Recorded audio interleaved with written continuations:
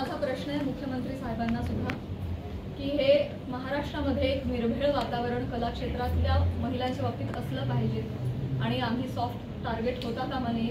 कुठल्याही राजकीय व्यक्तींच्या स्वार्थापायी आमच्या नावांचा गैरवापर झाला नाही पाहिजे, हीच तर माझी विनंती आहे. आणि हे दुःख आहे आणि हे दुःख आहे आज मला माझ्या चारित्र्याच्या क्लॅरिफिकेशनसाठी प्रेस कॉन्फरन्स घ्यावी लागते. हीच निंदनीय गोष्ट आहे. हे महाराष्ट्रात होत आहे, सावित्रीच्या लेकींबाबत होत आहे. मला याचं दुःख आहे. करुणा मुंडेंनी ज्या पद्धतीने सुरुवात केली किंवा सुरेश देशमुख ज्या पद्धतीने सुरुवात केली, पण या सगळ्या गोंधळामध्ये ज्या व्यक्तीसोबत नाव जोडलं गेलं, परळीच्या एका व्यक्तीसोबत नाव जोडलं गेलं, तर तुला असं नाही वाटत की त्या व्यक्तीकडून सुद्धा काहीतरी वक्तव्य आलं पाहिजे की जे काही चालू आहे त्याच्यामध्ये नाही असं? प्राध्यापक मुख्यमंत्री देवेंद्र फडणवीस सुरेश दसांवरती कारवाई करतील असं वाटतं का तुमच्या भेटीनंतर? मी म्हटलं ना त्यांची आता त्यांनी माफी मागणं, त्यांनी बोलणं, त्यांना हा प्रकार चुकीचा आहे हे कळलं पाहिजे. त्याचे परिणाम काय होतात हे कळलं पाहिजे आणि पुढे जाऊन या बाबतीत कठोर नियम झाले पाहिजेत. हे आता माझं मोठं उद्दिष्ट आहे. एका व्यक्ती संदर्भात तेवढा मुद्दा, त्यांची माफी एवढा छोटा विचार मी नाही करणार.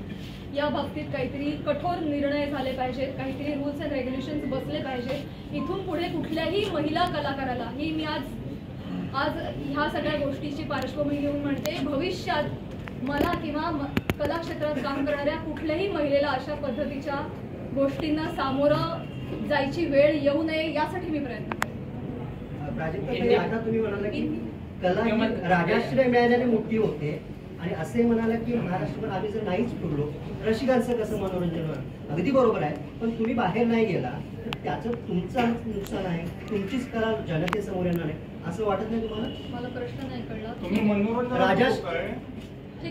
कलेला राजाश्रय मिळाल्यानंतरच ती कला मोठी होते. महाराष्ट्रभर फिरताय, राजकारणाचे कार्यक्रम अटेंड करता असं तुम्ही म्हणताय, पण तुम्ही जर नाही गेला तर त्याच्यामुळे तुमचं परिणाम होणार आहे, तुमचं नुकसान होणार आहे असं वाटत नाही तुम्हाला? डेफिनेटली मुळात वेगवेगळ्या शहरांमध्ये जाऊन, वेगवेगळ्या ठिकाणी जाऊन प्रेक्षकांचं मनोरंजन करणं हेच तर कलाकारांचं काम आहे, कर्तव्य आहे. निखळ मनोरंजनासाठी तर कलाकार प्रेक्षकांशी संवाद साधण्यासाठी वेगवेगळ्या ठिकाणी जातात आणि गेलंच पाहिजे. ते आमचं उपजीविकेचं साधन पण आहे आणि आमच्या स्वातंत्र्यावर अशी गदा नाही येऊ शकत ना. त्यामुळे कलाकार धर्म आम्ही पाळतोय, पण त्याचा असा पद्धतीनं चुकीचा अर्थ काढणं हे क्लेशदायक. पण तेव्हाच कला मोठी होईल जेव्हा त्याला राजाश्रय मिळाली पाहिजे. म्हणूनच म्हणते रूल्स अँड रेग्युलेशन्स आणा.